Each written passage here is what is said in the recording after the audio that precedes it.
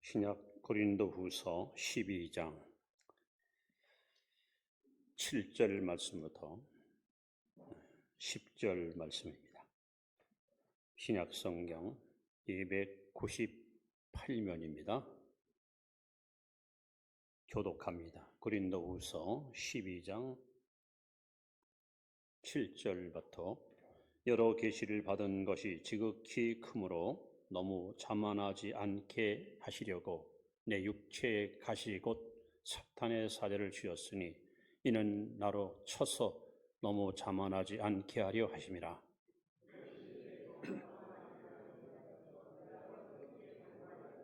나에게 이르시기를 내 은혜가 내게 족하도다. 이는 내 능력이 약한 데서 온전하여 짐이라 하신지라. 그러므로 도리어 크게 기뻐함으로 나 여러 약한 것들에 대하여 자랑하리니 이는 그리스도의 능력이 내게 머물게 하려 함이라.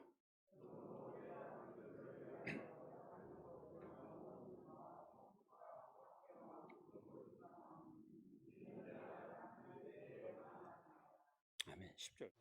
옆에 분에게 이 자리가 가장 행복한 시간 되기 바랍니다.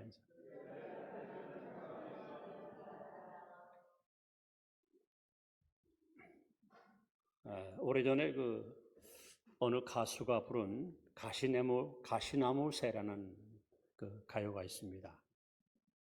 가시나무 새가 뭔가 해서 제가 좀 찾아봤더니 고대 북유럽 콜투족에서 전해오는 전설입니다.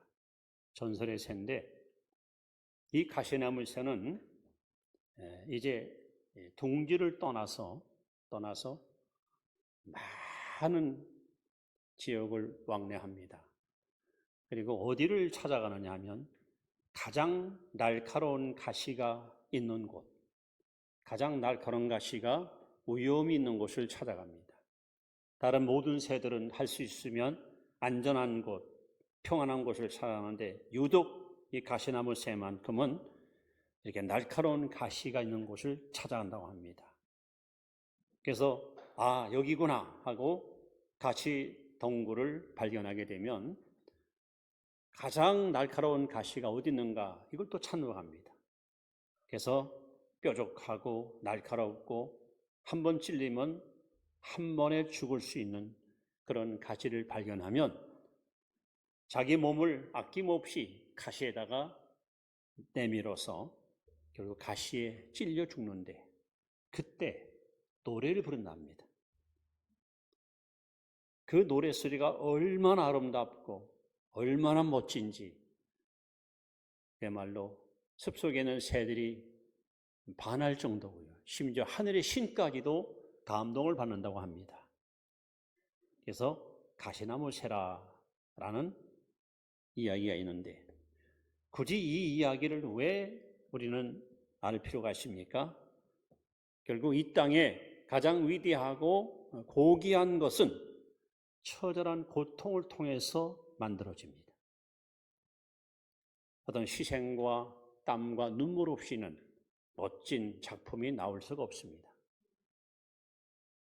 이 고린도후서 우리가 읽은 본문은요, 바울되게 한 이야기입니다. 사도 바울은 고린도서 11장 1절에 이렇게 당당하게 이야기합니다. 내가 그리스도를 본받은 것과 같이 너희도 나를 본받는 자가 되라. 저는 이 말씀 볼 때마다 참 부럽기도 하고요. 여러분, 제가 여러분에게 제가 예수님을 본받고 있으니까 여러분도 저를 본받으세요. 그렇게 말할 수 있다면 또 더 이상 뭘 바랄 게 있겠습니까? 여러분들이 여러분 집에 가서 자녀들에게 아무개야 아빠가 엄마가 예수님을 본받고 사니까 너도 날 본받아봐. 그렇게 말할 수 있다면 이보다 훌륭한 부모가 어디 있겠습니까? 바로 바울이 신약 성경 약 3분의 1을 기록을 하고 2000년 기독 역사에 예수님 다음으로 엄청난 영적 영향을 끼쳤던 인물 중의 인물입니다. 그야말로 타고난 인물입니다. 그런데 이 바울 된 것은 바울이 이렇게 위대한 존경받는 모든 타의 추종을 불허할 만큼 훌륭한 하나님의 도구로 쓰임받은 것은 오늘 본문의 한 가지 이유 때문이다. 바로 가시. 바로 이 가시가, 바울을 찌르는 가시가 바울을 바울되게 했습니다. 만약에 바울에게 이 가시가 없었으면 그냥 별 볼 일 없는 그냥 평범한 사람으로 끝났을 겁니다. 아까 가시나무 새 말씀드렸습니다. 사방팔방 다니다가 가장 날카로운 가시를 발견하면 그 가시에 달려가서 자기 몸을 찔러 죽으면서 이 세상 가장 아름다운 노래를 부르면서 그러면서 목숨을 마무리하는 것처럼 사도 바울이 이토록 위대한 기독교 인물로 쓰임받게 된 것은 바울을 찌르는 가시 때문이었습니다. 특히 바울은 평생을 살면서 이 두 가지 가시가 바울을 매일매일 아프게 하고 눈물 나게 하고 고통스럽게 했습니다. 그 내용은 고린도후서 11장에 자세히 기록됐습니다. 제가 읽어드립니다. 11장 23절 내가 수고를 넘치도록 하고 옥에 갇히기도 더 많이 하고 매도 수없이 맞고 여러 번 죽을 뻔하였으니 유대인들에게는 40에서 하나 감한 배를 5번 맞았으며 3번 대창으로 맞고 1번 돌로 맞고 3번 파손하고 1주야를 깊은 바다에서 지냈으며 여러 번 여행하면서 강의 위험과 강도의 위험과 동족의 위험과 이방인의 위험과 바다의 위험과 거짓 형제 중의 위험을 당하고 또 수고하여 애쓰고 여러 번 자지 못하고 줄이며 목마르고 여러 번 굶고 춥고 헐벗었노라. 정말 상상을 초월하는 어마어마한 가시에 바울은 평생 찔리고 살았습니다. 특히 이렇게 육체의 가시, 병명이 뭐라고는 성경에 써 있지 않습니다만은 하여간 이 평생 자기를 찌르는 이 육체의 가시가 있었습니다. 그리고 사람을 통해서 특히 동족들, 같은 동족 이스라엘 민족을 통해서 바울은 너무도 힘들게 비난과 질투와 미움과 중상모략과 험담과 배신을 받았습니다. 그럼 여러분 바울과 그렇습니까? 오늘 여러분들도 인생을 살면서 아마 이런 가시를 지금 찔려봤을 것이고 아마 찔리고 있는 사람이 있을 거예요. 원치 않는 질병 때문에 노심초사하며 나도 좀 건강했으면, 나도 좀 아파보지 않았으면, 나도 마음껏 먹고 싶고 달리고 싶고 하고 싶은 일 해봤으면, 남들이 열심히 뛰는 걸 보면 부럽기도 하고 아유 저 사람은 어쩜 이렇게 타고난 건강이 저렇게 좋을까. 또 우리가 인생을 살면서 여러분 가까이는 가족, 남편이, 아내가, 자식이, 부모가 나를 찌를 수 있어요. 믿었던 이웃이, 친구가, 직장 동료가, 같은 교회에 있는 믿음의 우리 동역자들이 가시와 같이 나를 핥히고 나를 눈물 나게 하고 나를 아프게 할 수가 있습니다. 바울은 바로 우리가 상상할 수 없는 이렇게 육체의 가시와 사람을 통해서 매일같이 찔림받는 이 고통의 세월을 살아갔습니다. 그런데 그것 때문에 바울이 바울된 겁니다. 그것 때문에 하나님 앞에 끝까지 귀하게 쓰임받았습니다. 그것 때문에 바울이 위대한 하나님의 사도로 역사에 길이 남는 인물이 되었습니다. 그래서 오늘 본문에 보시면 왜 하나님께서 이렇게 훌륭하고 자랑스럽고 대견스럽고 교회의 자랑거리인 사도 바울에게 이 가시를 주어서 왜 바울을 그렇게 힘들게 하고 왜 이렇게 고통스럽게 하고 그렇게 어려운 인생길을 가게 했을까요? 근데 놀랍게도 이 가시는 하나님의 은혜라는 거예요. 안 믿는 사람들이야 누가 나를 찌르면 같이 대적하면 되잖아요. 안 믿는 사람들이 누가 나를 핥히면 나도 같이 핥히면 끝납니다. 그러나 우리 그리스도인들은 그럴 수는 없잖아요. 억울해도 참아야 되고 힘들어도 견뎌야 되고. 그래서 사도 바울이 이렇게 가시에 찔리고 살았던 그 이유가 뭘까? 왜 하나님은 바울에게, 왜 하나님은 저와 여러분에게 이 가시를 허용하실까요? 그 첫 번째 이유는 7절에 잘 소개되고 있습니다. 우리 7절 말씀을 다시 한번 읽습니다. 시작. 여러 계시를 받은 것이 지극히 크므로 나무 자만하지 않게 하시려고 내 육체의 가시 곧 사탄의 사자를 주었으니 이는 나를 쳐서 너무 자만하지 않게 하려 하십니다. 쉽게 말하면 겸손한 자 되게 하려고, 겸손한 자 되게 하려고 하나님이 가시를 주신 거예요. 여러분, 사도 바울은 자랑거리가 많아요. 자랑거리. 우선 태어나서 8일 만에 할례 받았어요. 이건 대단한 자랑거리입니다. 할례 받았습니다. 그는 이스라엘 백성입니다. 히브리인 중에 히브리인입니다. 바리새인입니다. 그리고 당시 유대인들을 최고로 존경하는 가마리엘이라는 학자의 문화생이고 후계자입니다. 로마 시민권을 갖고 있습니다. 살고 있던 그의 그 고향, 자랑스러운 마을입니다. 학문으로 보나 인격으로 보나 뭘 봐도 자랑거리가 너무 많았던 바울입니다. 거기다가 오늘 고린도후서 12장에 보면은 4절에 이런 말씀이 있습니다. 그가 낙원으로 이끌려가서, 이 그가는 자기 말하는 거예요. 말할 수 없는, 말로 표현할 수 없는 말을 들었다. 다시 말하면 하나님이 바울의 영혼을 천국으로 데려가서 하늘나라 영광을 보게 했던 거예요. 다른 지자들은 아무도 그런 광경 못 봤습니다. 상상을 초월하는 신령한 은혜를 누구보다도 깊이 경험한 사람이 바울이에요. 그러니 나무랄 것이 없어요. 너무 완벽해요. 자, 이러다 보니까 하나님께서 안 되겠다. 저러다가 바울이가 자만하면, 높아지면 결국 버림받을 수밖에 없다. 하나님께서는 가시를 줘서 바울을 철저하게 깨트리는 거예요. 오늘 여러분들을 찌르는 가시가 뭡니까? 내 생각에는 빨리 가시가 좀 뽑혔으면, 나를 찌르는 이웃들이 없었으면, 날 힘들게 하는 이웃들이 없었으면 좋겠다. 아닙니다. 그 가시가 여러분을 겸손하게 만드는 거예요. 그 가시 때문에 하나님 앞에 엎드리게 되고 여러분의 인격이 예수님의 인격을 닮아가는 좋은 기회가 바로 가시를 통해서 만들어지는 것입니다. 잠언 18장 12절에 보시면 교만은 패망의 선봉이요, 사람이 망할 때 되면 교만해져요. 야고보 4장 6절에 하나님은 교만한 자를 물리치시고 겸손한 자에게 은혜를 주시느니라.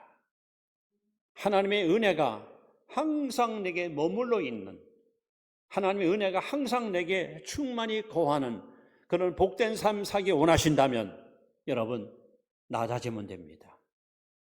겸손하면 됩니다. 이스라엘이 자랑하는 왕이 있습니다. 초대왕 사울도 대단한 인물이고 다윗도 역시 위대한 인물이죠. 3000년 전 인물인데 지금도 이스라엘 사람들은 다윗이가 사용했던 다윗의 키, 하얀 천의 파란 별, 다윗의 별, 이것을 지금도 국기로 쓰고 있습니다. 근데 사울과 다윗의 차이점이 뭡니까? 사울은 가시가 없었어요.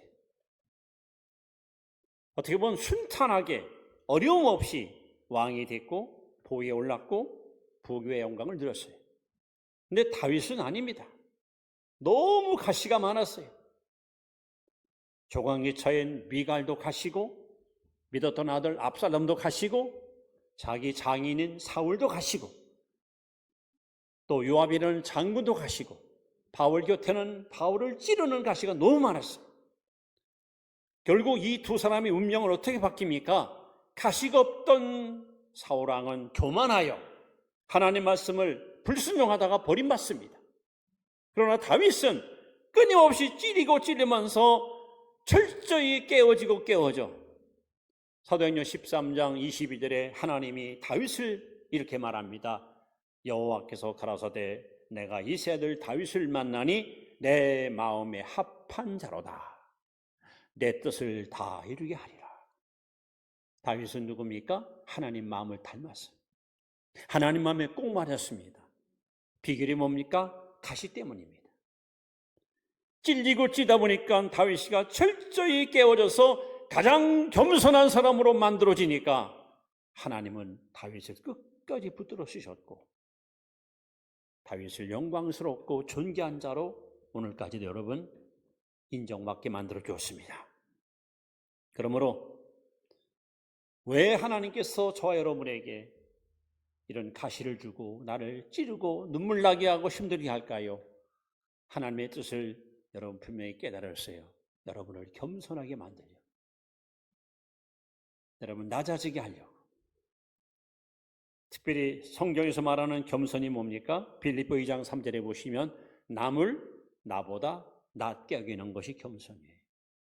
여러분 마음속에 자꾸 누구랑 비교하면서 야 너는 암만 해봐야 나 안 돼, 나한테 안 돼, 사람을 무시하거나 없어요 이거 깔보는 거 교만해서 그래요.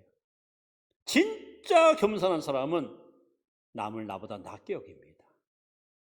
아직도 내 안에 이 교만기가 살아있고 사람을 무시하는 성향이 있다면 하나님은 여러분 가시를 통해 자꾸 찌르는 거예요. 저는 이 교회 와서 사역할 때 기억나는 것이 아마 1985년 1월 25일 날 또 85년 5월 24일 날 이 조치원 성결교회에서 전도사 때 부흥회를 2번 했어요. 1년에 2번. 그리고 7월 달에 충청지방 여전도 연합회 강사로 가서 집회 인도했어요. 그런데 은혜를 진짜 많이 받았죠. 문제는 뭐냐?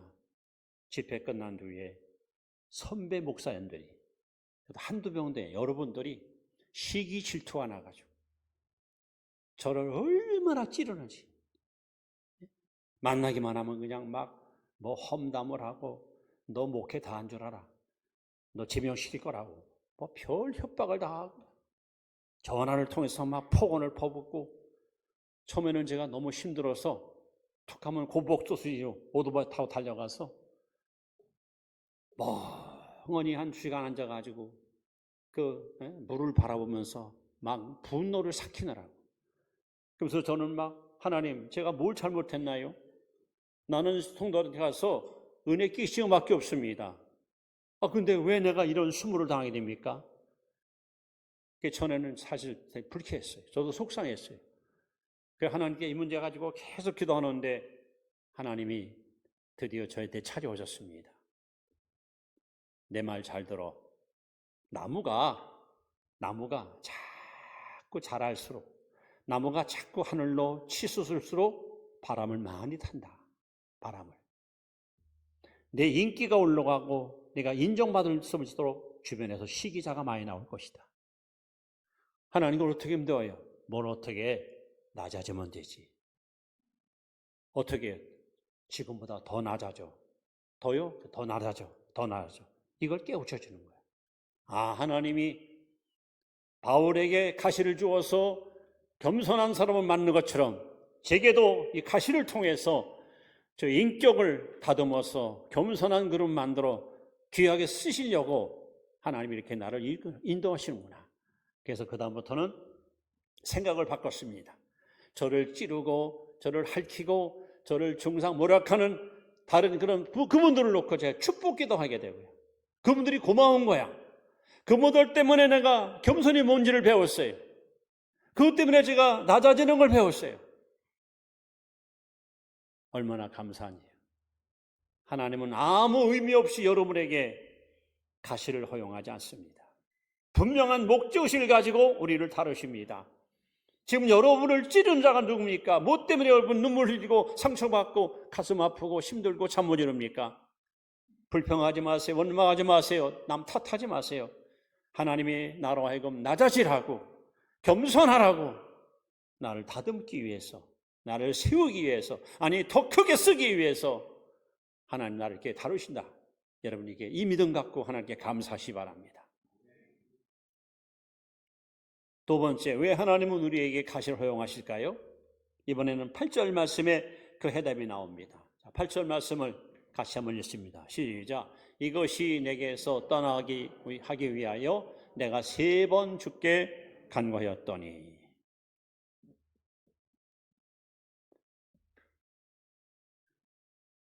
하나님께서 우리에게 가시를 허용하는 두 번째 이유는 기도의 삶을 살게 하려고.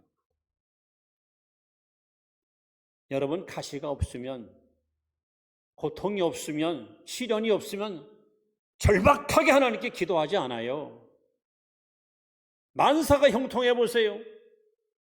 아무것도 어려움 없이 평탄하게 인생을 살아보세요.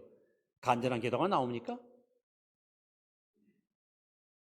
뭔가 심각한 일이 생겨야, 집안에 풍랑이 일고 우환이 오고 뭐 병이 들고 뭔가 막 절박한 일이 생겨야 하나님 제발 살려달라고 간절한 기도가 나오는 거예요. 오늘 바울은 이 가시를 뽑아달라고 3번 기도했다고 써 있잖아요. 이 3번이라는 것은 우리가 말하는 3세번이 아닙니다. 40일 작정기도를 세문했다는 거예요. 얼마나 오랜 동안 하나님 앞에 정말 간절히 기도했겠습니까? 오늘 하나님께서 야고보 5장 13절에 말씀합니다. 너희 중에 고난당하는 자가 있느냐? 저희는 기도할 것이요. 하나님이 가시를 주는 목적은 여러분 기도하라는 사인이에요. 시편 50편 15절에도 환난 날에 나를 부르라.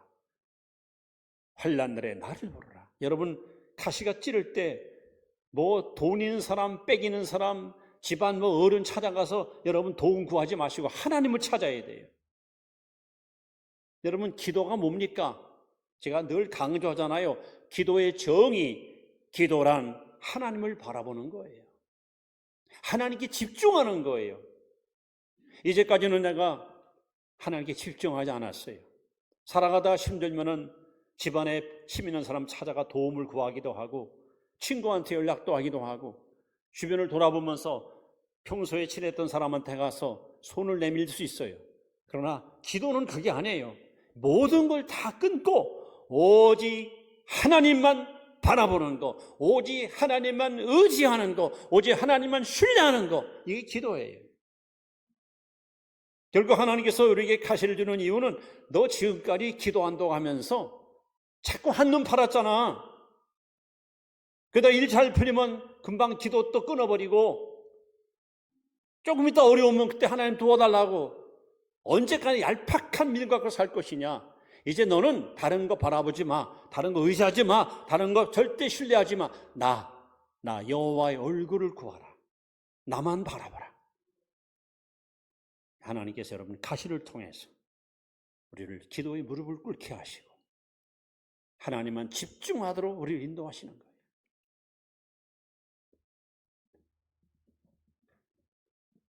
전 다윗이 아까 말씀했지만 참 가시가 많았습니다. 그 가시 많은 다윗의 삶을 시편 109편 4절에 한마디로 이렇게 다윗은 이야기합니다. 대적이 많았어요. 찌르는 가시가 많아. 나는 사랑하나, 원수도 사랑하고 참 미워하던 사람도 나는 사랑하나 저들은 나를 대적하니. 나는 사랑해요. 용서하고 싶고 화해하고 싶어. 근데 그들은 끊임없이 다윗을 대적해요. 그랬더니 따라합시다. 나는 기도할 뿐이라. 나는 기도할 뿐이다.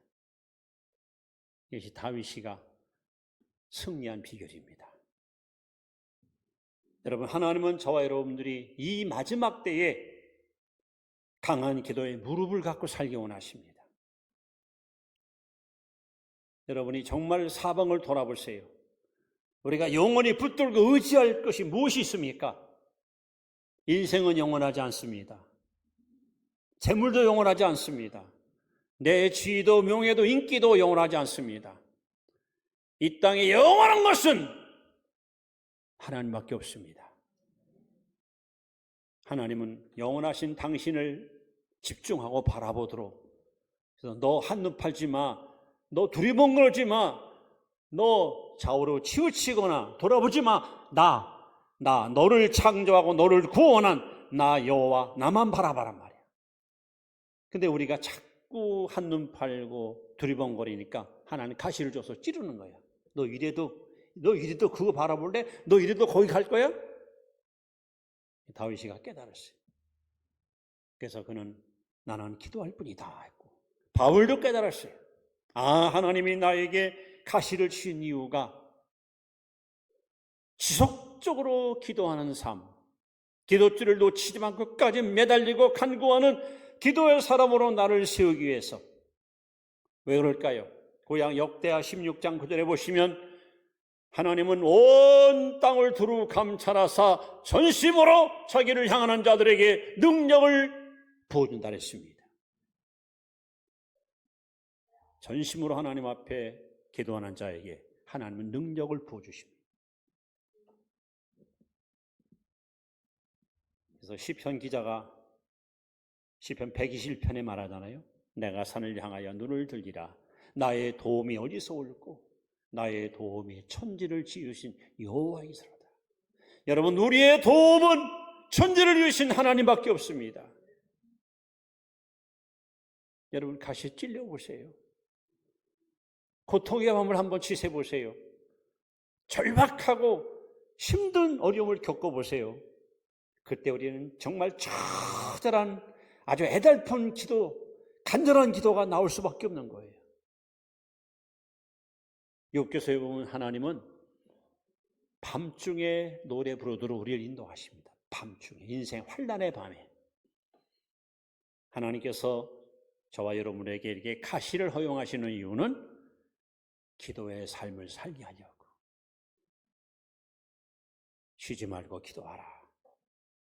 깨어 기도하라. 나만 바라봐라. 나만 의지하라. 너를 끝까지 책임지고 인도할 자는 나밖에 없지 않느냐. 세 번째, 하나님께서 가시를 허용하는 또 다른 이유가 뭡니까? 이번에는 여기 9절 말씀에 같이 한번 읽습니다. 시작. 나에게 이르시기를 내 은혜가 내게 족하도다.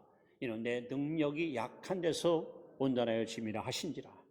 그러므로 도리어 크게 기뻐함으로 나 여러 약한 것들에 대하여 자랑하리니 이는 그리스도의 능력이 내게 머물게 하려 합니다. 여러분, 여기 보면 족한 은혜를 받게 하려고, 풍족한 은혜 받게 하려고. 참 역설적이잖아요. 바울이가 가시를 통해 배운 게 있어요. 내가 강해지면 하나님의 능력은 축소됩니다. 하나님의 능력이 나타나지는 않아요. 내가 약할수록 하나님의 능력은 강하게 나타나는 거예요. 그럼 찬송가 가사 있잖아요.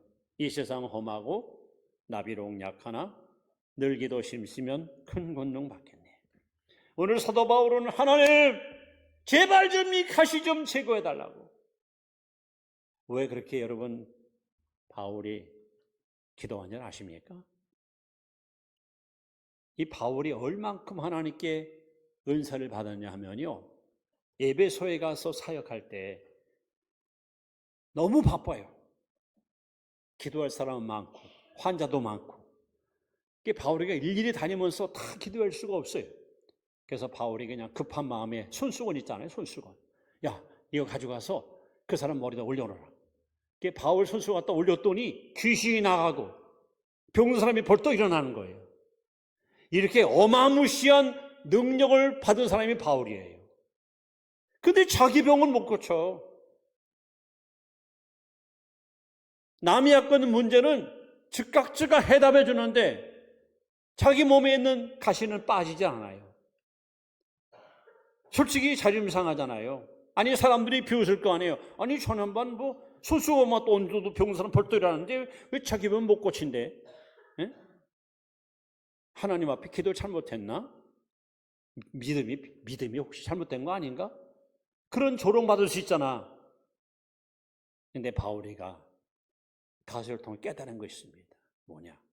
하나님은 절대 여러분의 삶 속에서 여러분을 찌르고 핥히는 가시를, 그래 너 많이 힘들지, 너 많이 아프구나, 내가 이거 뽑아낼게, 뽑아내는 게 아니야. 그냥 놔둬요. 놔두고 대신 은혜를 부어주십니다. 은혜를 부어주셔요. 그래서 가시한테 찌를 때는 막 짜증이 나고 불평이 났는데 은혜를 부어주니까 가시가 너무 감사한 거야. 아까 제가 말씀했잖아요. 저를 그렇게 시기하던 선배들이 처음에는 너무너무 그냥 싫었어요. 막 여기 떠나고 싶었어요. 막 꼴 보기 싫었어, 솔직히. 그런데 은혜를 부어주니까 그분들이 고마운 거예요. 근데 꼭 15년 걸렸습니다. 15년.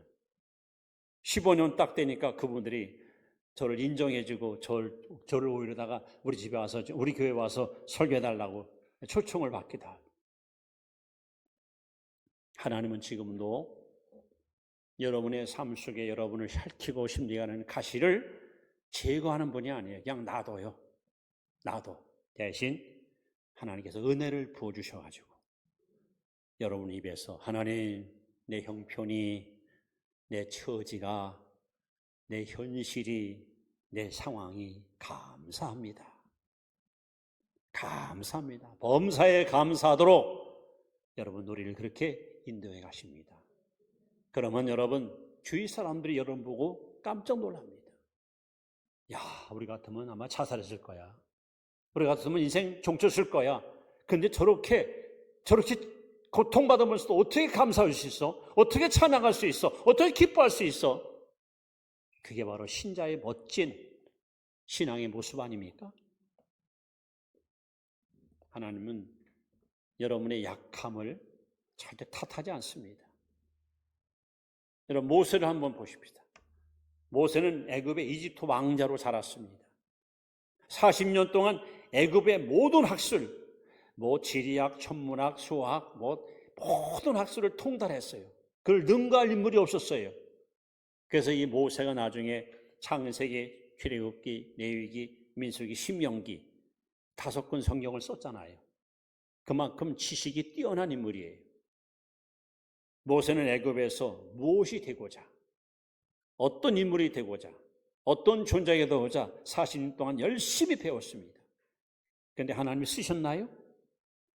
모세 안 썼어요. 오히려 사람을 죽이는 살인자가 돼가지고 미디안 광야로 도망가고 말았습니다. 이 모세가 광야에 가서 양을 치면서 40년 동안 정말 고독한 인생을 삽니다. 하나님은 40년 동안 미디안 광야에서 모세에게 한 가지 과목을 철저하게 여러분 수업을 합니다. 그 수업의 과목이 뭔지 아십니까? 나는 하나님 앞에 아무것도 아니다. 아무것도 아니다. 이걸 배운 거야. 나는 아무것도 아닙니다. 애굽에 있을 때는 내가 누구냐? 나 이 나라의 왕자야. 차후 이 나라를 이끌어갈 왕이 될 사람이야. 그러던 모세는 하나님 쓰지 않았어요. 나는 아무것도 아닙니다. 나는 말은 막대기만도 못합니다. 그때 하나님이 오셔서 모세를 쓰시는 거예요. 모세별 나가는 말 한마디가 기적을 일으켜요.